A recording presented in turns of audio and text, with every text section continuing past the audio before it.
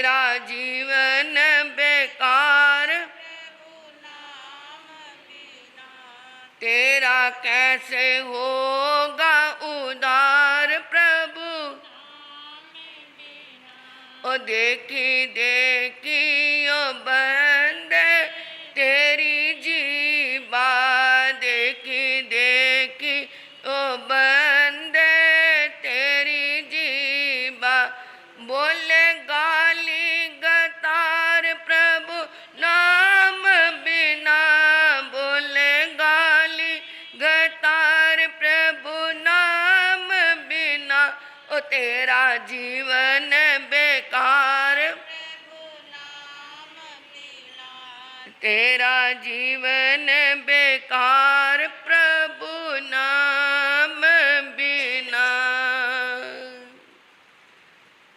आत्म फूल रतन गुरुवे नमः।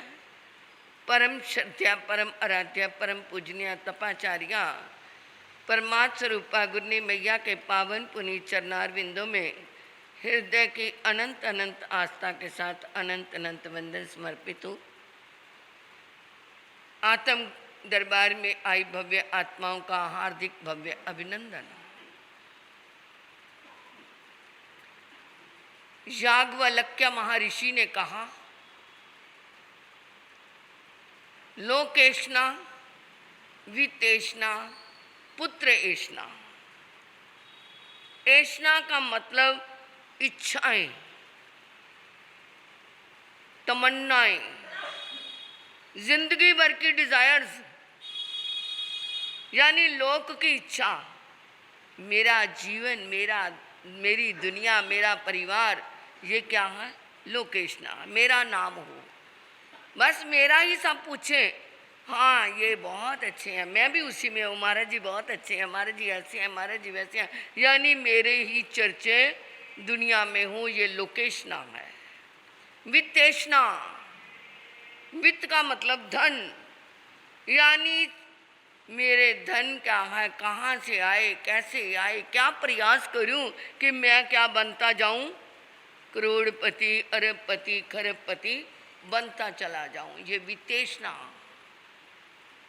और पुत्रेशना, मेरे पुत्र हो और मेरा पुत्र एक क्या हो, नामी पुत्र पैदा हो, यानी ये भी लोगों के मन में होती है। इन तीनों एशनाओं का जन्म मन से होता है। मन में ही ये विचार उठते हैं, मेरा जीवन ऐसा हो, मेरा नाम हो, मैं धनवान बनूं, मेरा पुत्र अच्छा बने, मेरा परिवार, पुत्र से मतलब पूरा परिवार भी आ जाता है। इसका जन्म कहाँ से होता है? मन से होता है। और मन क्या है? मन चंचल है, और ये चंचलता मन से ही आती है। उत्तरायण सूत्र के 23वें अध्ययन में केशी शर्मन जी के पास जब गौतम स्वामी जी पहुंचे, 4 ज्ञान के धर्ता थे, और केशी शर्मन जी ने गौतम स्वामी से प्रश्न किया, गौतम नदी बह रही है और उसमें नौका चल रही है, उस नौका पे तुम सवार हो। कौन कह रहे हैं? केशी शर्मन जी, 23वां अध्ययन है। और तुम उसमें क्या हो? सवार हो, और पानी का बहाव उल्टा चल रहा है और नौका क्या है? चल रही है, और उस उल्टे पानी में चलने से नौका क्या हो सकती है? डूब सकती है। परंतु गौतम तुम डूब नहीं रहे, ऐसा क्या कारण है? तो गौतम स्वामी ने उत्तर दिया, मैंने अपनी नौका का चप्पू अपने कंट्रोल में रखा हुआ है। चप्पू से नौका चलती है ना, मुझे पता है इस उल्टे पानी में उस चप्पू को कैसे चलाना है। उल्टे पानी में ऐसे चलाना है और सीधे पानी में ऐसे चलाना है, इसलिए मेरी ये नौका डूबती नहीं। यानी कि इस संसार समुद्र में तुम क्या है, चारों तरफ तुम्हारे क्या है? पानी ही पानी है। कहीं वासना का पानी है, कहीं पर ऐष्णाओं का पानी है, कहीं पर गंदगी का पानी है, कहीं पर विकारों का पानी है, कहीं झंझावात है, फिर भी क्या है, तुम गौतम स्वामी उस संसार से पार कैसे हो रहे हैं? तो उन्होंने कहा, मैंने अपने मन रूपी चप्पू को क्या किया हुआ है, कंट्रोल किया हुआ है, इसलिए मेरी नौका डूबती नहीं। उपाध्याय यशो विजय जी महाराज बहुत बड़े ज्ञानी हुए हैं। कहते हैं उन्होंने जब वो प्रवचन करते थे कहीं पर भी संयुक्त अक्षर का प्रयोग नहीं करते थे। संयुक्त अक्षर मतलब जैसे दुख लिखा जाता है, दुख आधा क और खा, ये क और खा मिलाकर के ख पूरा बन गया, तो वो कहीं पर भी संयुक्त अक्षर का प्रयोग नहीं करते थे। इतना धारावाहिक प्रवचन होता था। ऐसे उपाध्याय यशो विजय जी महाराज, उन्होंने कहा एक साधक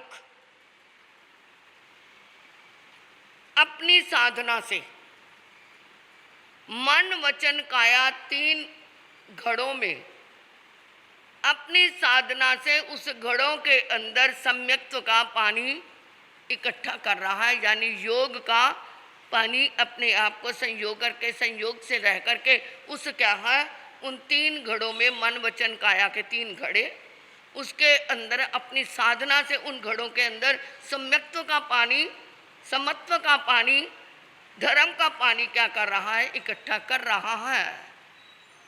और इतने में एक बंदर आया और आकर के उसने 3 घड़े क्या कर दिए, तोड़ दिए। ये बंदर कौन है? ये मन रूपी बंदर है। साधना करते करते मन में क्या आ गई, चंचलता आ गई, और उनके ऊपर क्या, उसे जो सम्यक्त्व इकट्ठा किया था, मन कहीं और भाग गया और वो क्या हो गए, सम्यक्त्व का पानी बिखर गया। मन है ना। और उन्होंने दूसरा उदाहरण दिया, चरित्र रूपी नगर है, चरित्र रूपी नगर है, यानी चरित्र बड़ा मजबूत है, और उसके बाहर एक दरवाजा है जो उस नगर में प्रवेश करता है, यानी सम्यक्त्व का दरवाजा है। उसके अंदर से पहले सम्यक्त्व होगी तभी चरित्र में प्रवेश होता है। और इतने में एक हाथी आया और उसने पहले तो उसके आसपास जो क्या है वृक्ष खड़े थे, संबोधि के वृक्ष खड़े थे, उनको तोड़ गिराया, और फिर उस दरवाजे को भी तोड़ दिया। और क्या है, फिर वहाँ चरित्र क्या बचेगा? जब चरित्र का दरवाज़ा ही टूट गया, फिर अंदर जा क्या है, मोक्ष का चैन, मोक्ष का सुख प्राप्त कर सकेगा? वो हाथी कौन? वो मन रूपी हाथी है।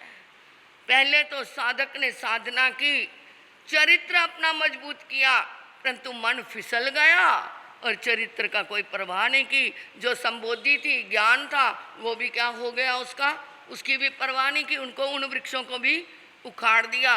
फिर सोचे कि मुझे सुख मिले, वो सुख नहीं मिल सकता, ऐसे सुख नहीं मिल सकता।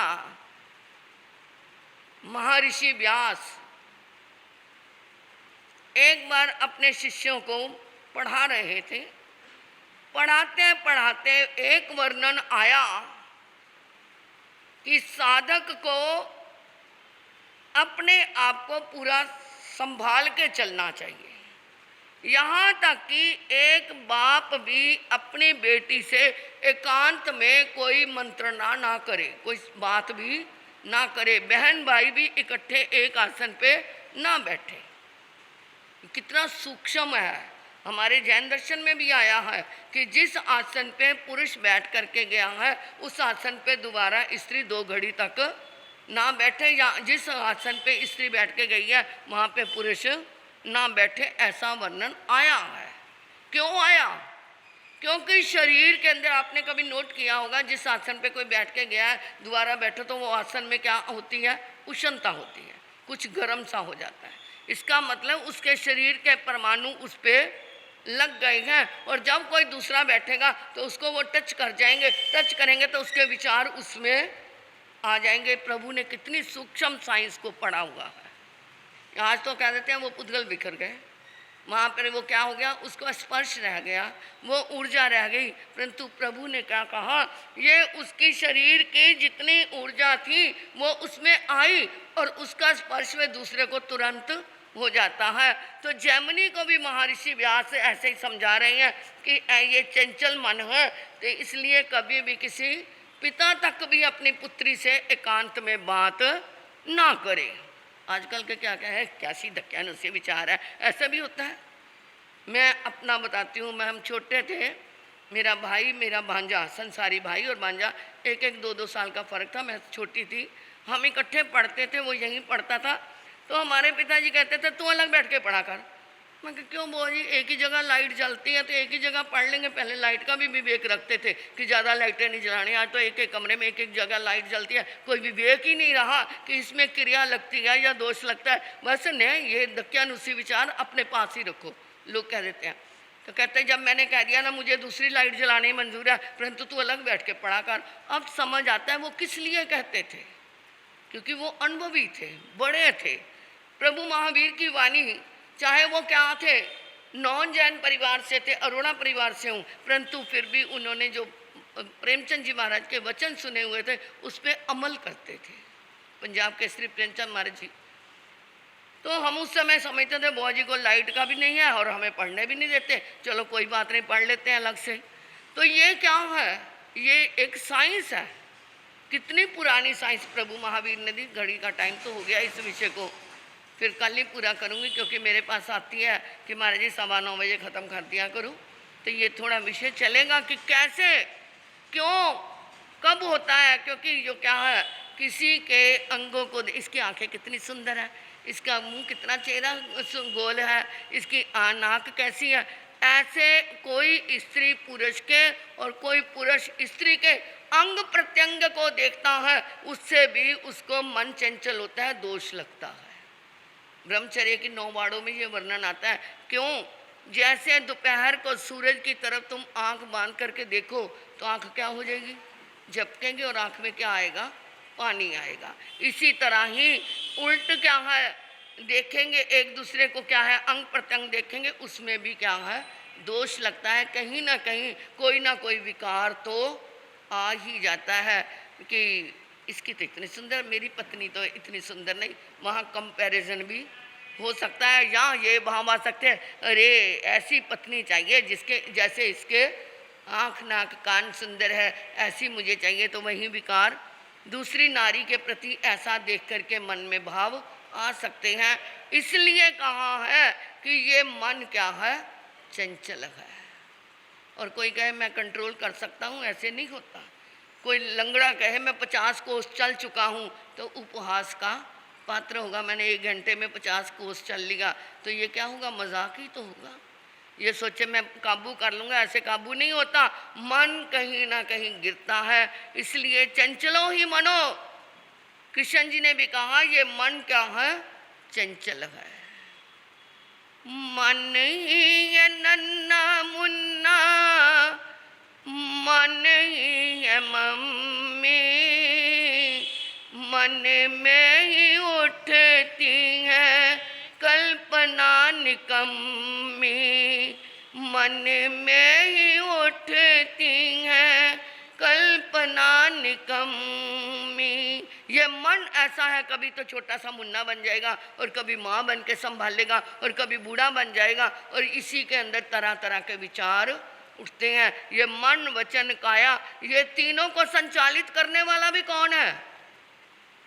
मन में विचार आए तो वचन से बोले गए, मन में विचार आए तो इंद्रियों ने उसको देखना शुरू कर दिया, मन में विचार आए तो शरीर ने हलन चलन क्रिया करनी शुरू कर दी। तो ये मन वचन काया को चलाने वाला भी कौन है?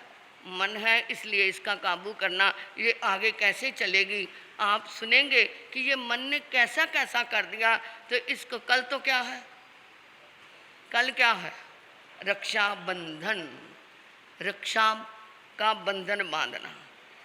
पहला इतिहास कितना सुंदर था कि एक डोरे के अंदर ही कितना बड़ा बंधन हो जाता था, सारी जीवन की रक्षा का भार वो भाई ले लेता था। आज तो फॉर्मेलिटी के त्योहार रह गए, और राखी आ गई है, भाई के घर जाना है, ऐसा सोचते हैं ना।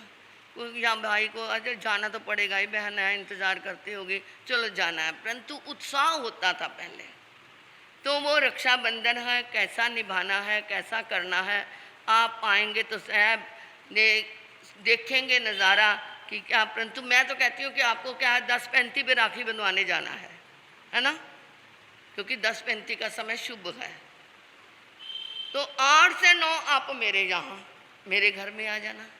आएंगे कि नहीं भाई, बोलो आएंगे 10-35 पे से, मतलब 8 से 9 पे आ जाना, राखी ले जाना, और फिर वो जा कर के घर में चाहे बांध लेना, उससे पहले ना बांधना।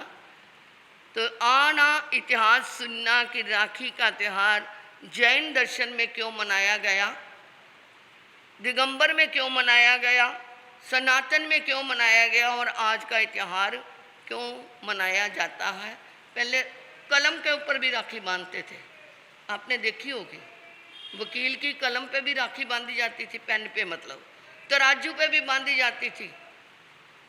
किस लिए तराजू पे बांधते थे कि मेरे से क्या है, कोई कम नाप तोल ना हो जाए। मेरे को ये बंधी हुई राखी हमेशा संकेत देगी कि तूने क्या करनी है, एक ग्राहकों की भी रक्षा करनी है।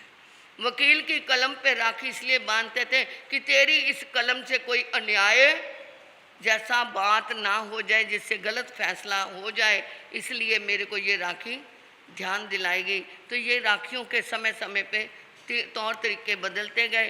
तो ये ध्यान रखना कैसे। नमो अरियंतानंग, नमो सिद्धानंग, नमो ऐरियानंग, नमो विजयानंग, नमो लोयसानंग चैता वारंवार संचक्वटी में हिडियो संति संति करेलोए पत्तो गए मनुत्रंग श्री चितारी मंगलम अरियंता मंगलम सिद्धा मंगलम साहू मंगलम केवलिप नत्तो दम्मो मंगलम चेतारी लुगुत्मारी हंताल गुत्मा सिद्धाल गुत्मा साहुल गुत्मा केवलिप नत्तो दम्मोल गुत्मा चेतारी शरणम पव्यामे रिहंते शरणम पव्यामे सिद्धे शरणम पव्यामे साहू शरणम पव्यामे केवलिप नत्तो दम्मो शरणम पव्यामे अरिहंता जी का शरणा, सिद्धा जी का शरणा, साधु जी का शरणा, केवली रुपया धर्म का शरणा। ये 4 शरण दुख हरन और न शरणा कोई होगा, जो भव्य प्राणी करे आराधन उसका अजर अमर पद होगा, उसका सदा ही मंगल